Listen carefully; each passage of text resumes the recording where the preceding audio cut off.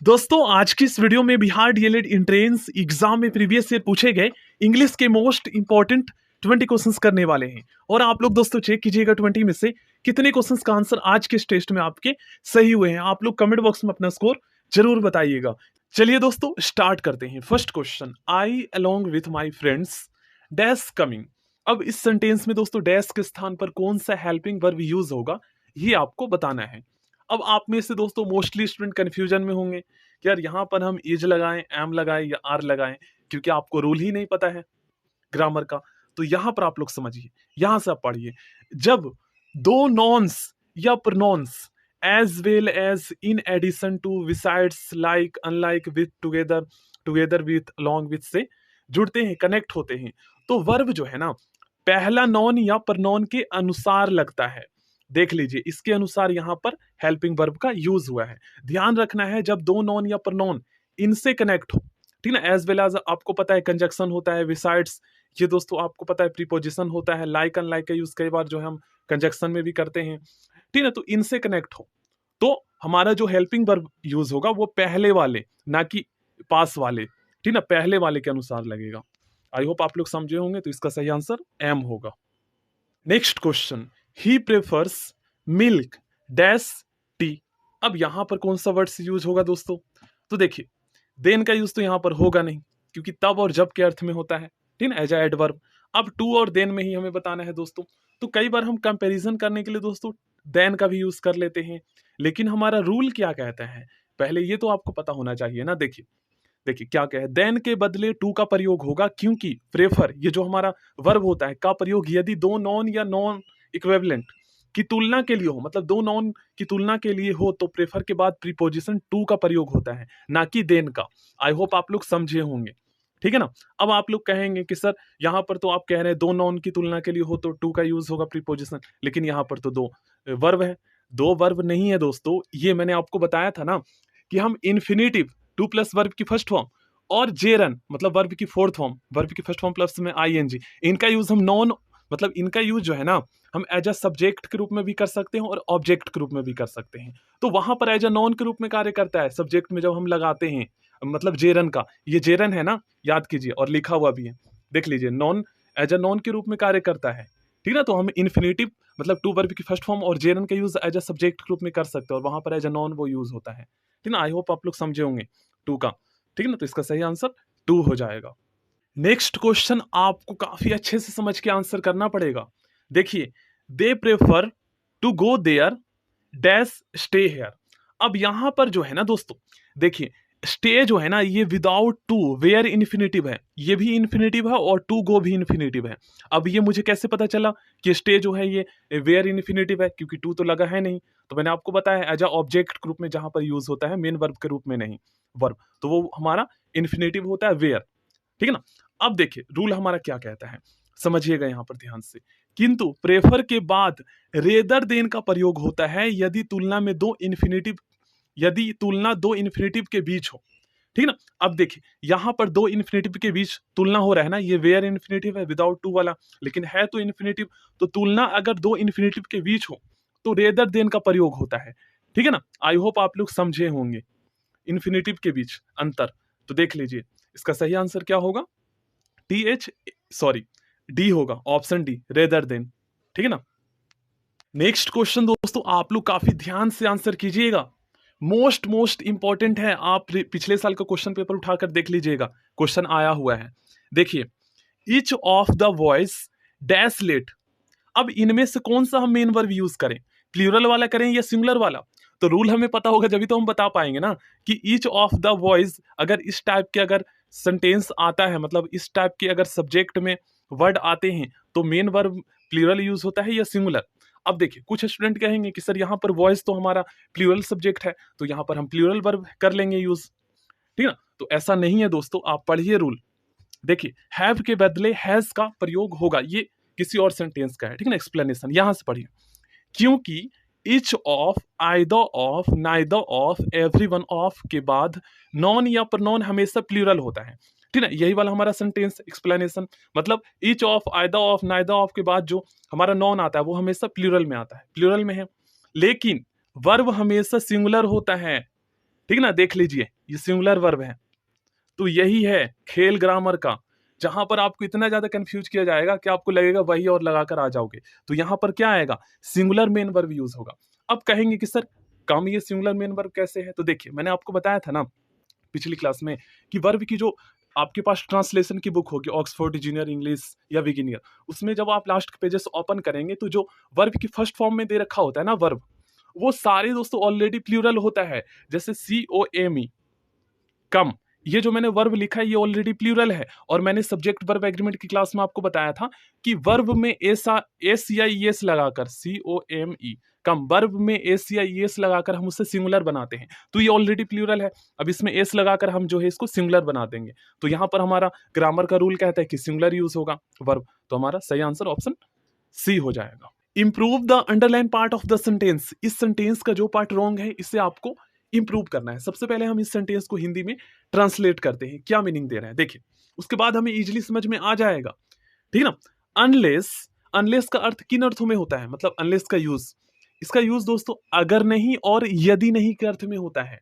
ठीक है ना। और हमारा ग्रामर का रूल क्या कहता है ना कि अगर अनलेस कंजक्शन किसी सेंटेंस के साथ कनेक्ट है तो उस सेंटेंस में कोई भी निगेटिव निगेटिव वर्ड जो है ना यूज नहीं होगा, क्योंकि अनलेस ही वो अर्थ दे देता है निगेटिव का।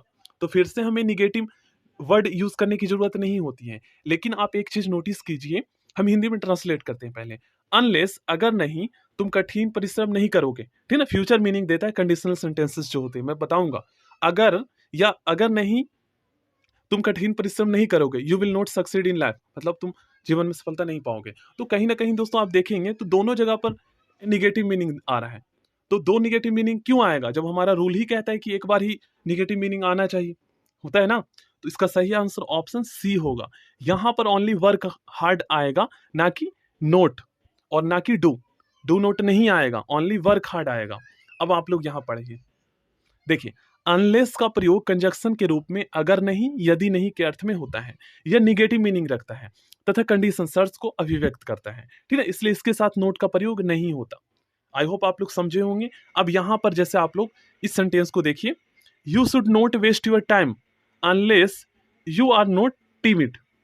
उसके बाद देखिए, they can not apply unless they are not post graduate.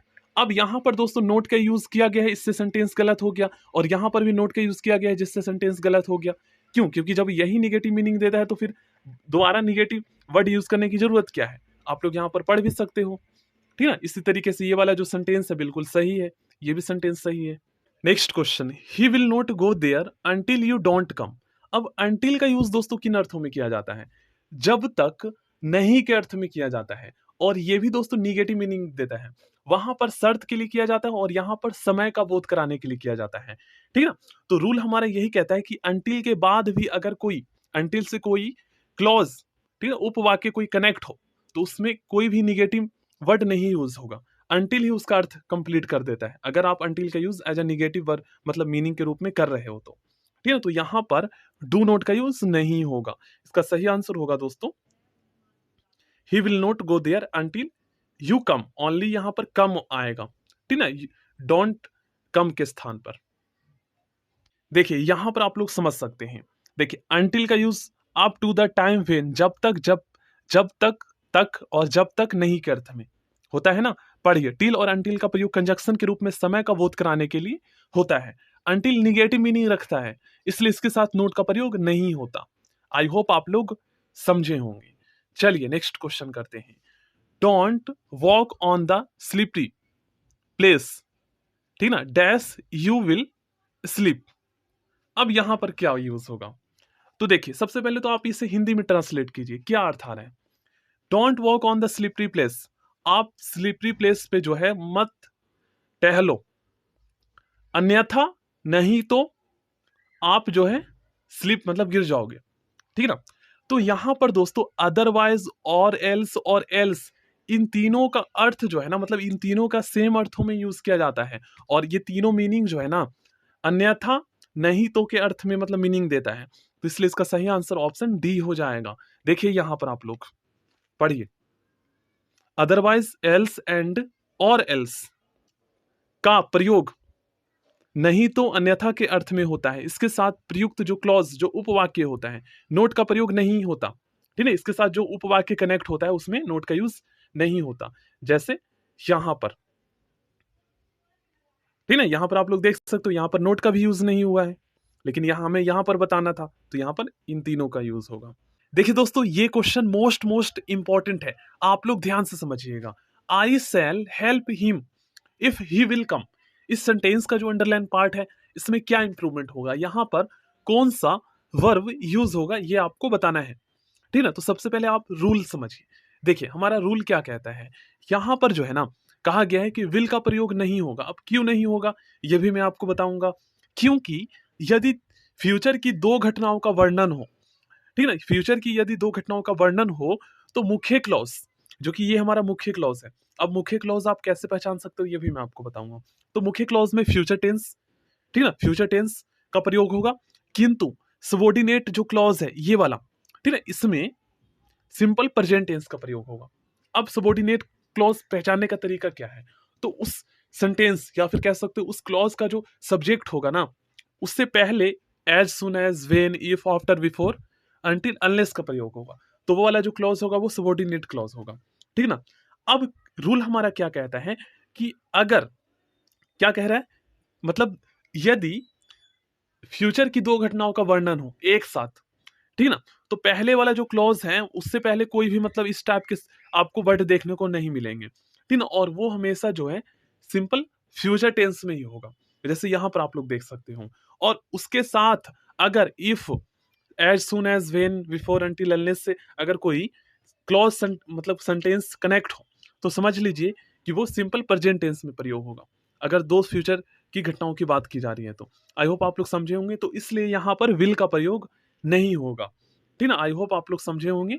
अब यहां पर हमारा क्या आएगा, यहां पर कम्स आएगा।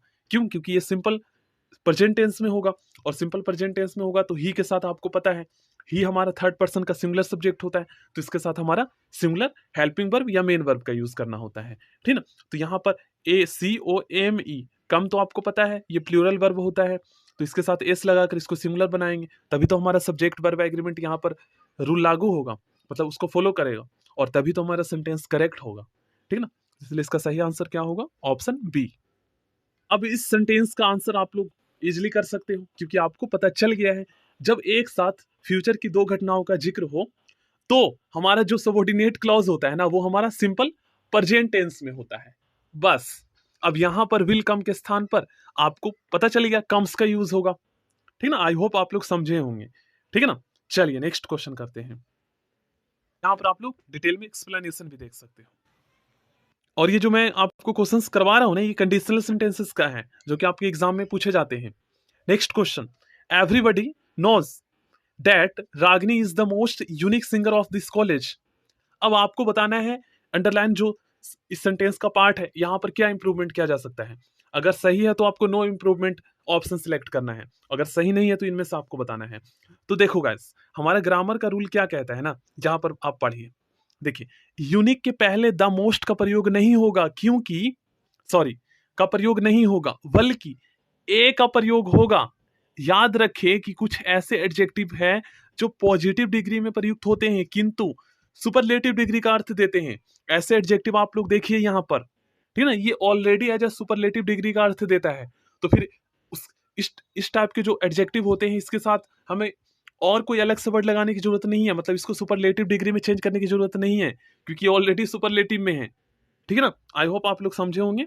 तो यहाँ पर क्या यूज होगा, मतलब यहाँ पर only Ragini is a unique होगा। ठीक है ना, यहाँ पर थोड़ा टाइपिंग मिस्टेक हुआ है, ए यूनिक कर लीजिएगा। मतलब everybody knows that Ragini is a unique singer of this college. देखिए ये क्वेश्चन दोस्तों आपका टाइम एंड टेंस से पूछा गया है, और पिछले साल आपके एग्जाम में हर शिफ्ट में दो दो क्वेश्चन टाइम एंड टेंस से पूछे गए थे। तो आप दोस्तों present, past and future tense को अच्छे से कर लेना। ठीक है ना, इस सेंटेंस का जो पार्ट अंडरलाइन किया गया, इसमें क्या इंप्रूवमेंट किया जा सकता है, ये आपको बताना है। तो सबसे पहले जो है ना, आप इसको हिंदी में ट्रांसलेट कीजिए। He has gone to Kolkata last week, वह लास्ट वीक कोलकाता गया है। अब दोस्तों है का अर्थ आ रहा है, लेकिन लास्ट वीक जो है ना, ये ऐसा वर्ड है, ये एक ऐसा एडवर्ब मतलब एडवर्ब के रूप में यूज किया जाता है। ये ऐसा एडवर्ब है जिनका यूज दोस्तों हमेशा जो है ना पास्ट के सेंटेंसेस में होते हैं, जैसे पास्ट इंडेफिनिट, पास्ट परफेक्ट में।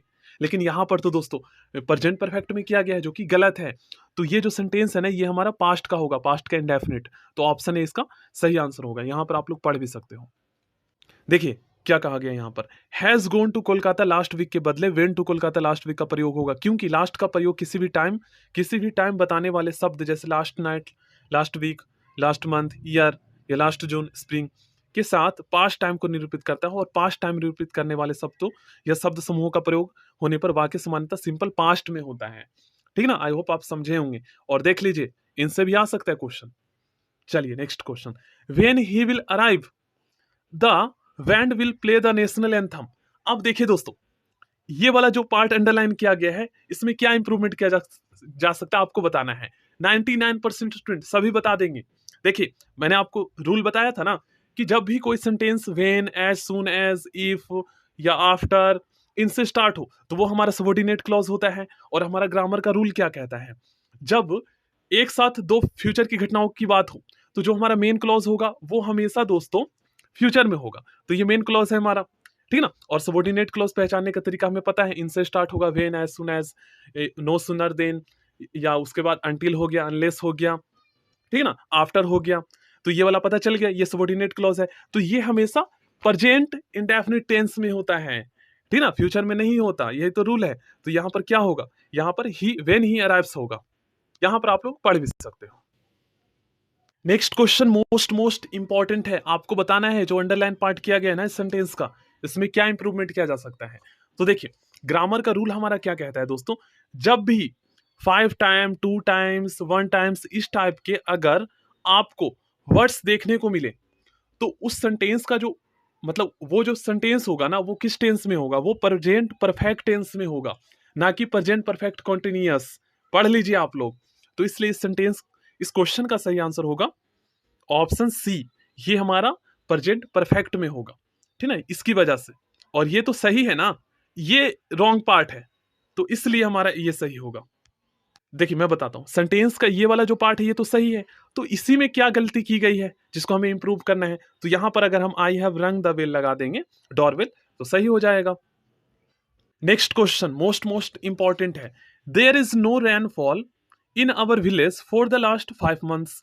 अब कहीं ना कहीं आप एक चीज नोटिस करेंगे दोस्तों कि फॉर द लास्ट 5 मंथ्स, इससे हमें समय का बोध हो रहा है, अवधि का बोध हो रहा है। देखिए रूल क्या कहता है, इज के बदले हैज बीन का प्रयोग होगा, क्योंकि वाक्य में 4 प्लस पीरियड ऑफ टाइम या since plus period of time का प्रयोग होने पर वी क्रिया का प्रयोग प्रेजेंट परफेक्ट टेंस में होता है। तो यहां पर इज के स्थान पर हैज बीन का यूज होगा, ठीक है ना। आई होप आप समझे होंगे। देखिए इस क्वेश्चन का आंसर हो सकता है आप में से मोस्टली स्टूडेंट को पता चल गया होगा। देखिए यहां पर टाइम का बोध हो रहा है, ठीक ना। तो ये वाला जो हमारा सेंटेंस है ये किसमें हो जाएगा, प्रेजेंट परफेक्ट कॉन्टिन्यूअस में हो जाएगा ना। तो आई एम लिविंग के स्थान पर आई हैव बीन लिविंग होगा, ठीक है ना।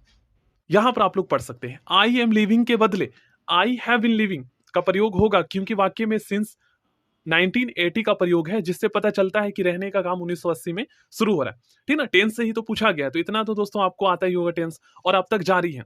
और कोई कार्य यदि पास्ट में शुरू हुआ है हो और अब तक जारी हो तो उस कार्य के लिए सामान्यतः प्रेजेंट परफेक्ट कॉन्टिन्यूअस टेंस का प्रयोग होता है, ठीक ना।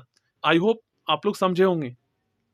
देखिए next question, he is better than any boy in the class.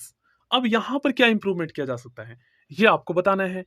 तो देखिए दोस्तों हमारा रूल क्या कहता है ग्रामर का, एनी बॉय के बदले एनी अदर बॉय का प्रयोग होगा, क्योंकि यदि एक ग्रुप के एक सदस्य की तुलना उसी ग्रुप के अन्य सदस्यों से हो तो कंपैरेटिव डिग्री में एनी के बाद अदर का प्रयोग होता है, ठीक है ना। तो इसका सही आंसर हमारा क्या होगा, इसका सही आंसर होगा दोस्तों option C, any other boys. देखिए ये क्वेश्चन आपके एग्जाम में पिछले साल पूछा गया है, बुक है तो आप चेक कर लीजिएगा। Neither you nor I are late, जिस हेल्पिंग वर्ब को यहां पर अंडरलाइन किया गया, यहां पर कौन सा हेल्पिंग वर्ब यूज होगा ये आपको बताना है। तो देखिए ग्रामर का रूल हमारा क्या कहता है दोस्तों, जब कोई नॉन या दो प्रनॉन, जब दो नॉन या दो प्रनॉन नाइदर नोर आइदर और not only but also in सभी कंजक्शन से कनेक्ट होते हैं, तो वहां पर जो हेल्पिंग वर्ब यूज होता है ना ये पास वाले प्रनॉन या नॉन के अकॉर्डिंग होता है, जैसे यहां पर आप लोग देख सकते हो, ठीक है। तो इसके सही आंसर क्या होगा एम होगा। पास वाले मतलब नॉन या प्रोनाउन के अकॉर्डिंग यूज होगा, तो आई के साथ एम का यूज होता है। देखिए दोस्तों, क्वेश्चन नंबर 18 करने से पहले हम 19 करते हैं। देखिए इस सेंटेंस में जिस हेल्पिंग वर्ब को अंडरलाइन किया गया है, यहां पर कौन सा हेल्पिंग वर्ब यूज होगा जिससे ये हमारा सेंटेंस करेक्ट हो जाए, आपको बताना है। तो देखिए, जब आपने दोस्तों देयर वाले सेंटेंसेस बनाए होंगे ना, तो उसमें आपने एक चीज नोटिस किया होगा कि इसमें जो हम हेल्पिंग वर्ब यूज करते हैं ना, ये किसके अकॉर्डिंग करते हैं। तो ये दोस्तों, हम जो ऑब्जेक्ट में जो नॉन या प्रनॉन जो हम यूज करते हैं, ऑब्जेक्ट में तो हमारा नॉन ही यूज होता है, जो हम नॉन यूज करते हैं उसके अकॉर्डिंग करते हैं इज का यूज। तो यहां पर आप देखिए, यहां पर कितने ट्रीज हैं, 2 ट्रीज है, तो यहां पर आर यूज होगा, ठीक है ना। तो इसका सही आंसर ऑप्शन ए होगा। अब इस क्वेश्चन का आंसर आप इजिली बता पाओगे। There has been a number of railway accidents during the last month. यहां पर बहुत संख्या में जो है रेलवे एक्सीडेंट हुई है। अब यहां पर हैज का यूज किसके अकॉर्डिंग किया गया है, इसके अकॉर्डिंग किया गया है, जो कि गलत है क्योंकि एक्सीडेंट्स बहुत सारी हुई है। तो हैज जो है ये सिंगुलर वर्ब होता है, हेल्पिंग वर्ब होता है, तो यहां पर हैव का यूज होगा, ठीक है ना। आई होप आप लोग समझे होंगे, तो ये भी ध्यान में रखना है, यहां पर आप लोग पढ़ सकते हो। नेक्स्ट क्वेश्चन मोस्ट इंपॉर्टेंट है, बिल्कुल ध्यान से करिएगा। इस क्वेश्चन का आंसर आपको बताना है, फिनिश के स्थान पर आपको यहां पर कौन सा वर्ब यूज करना है।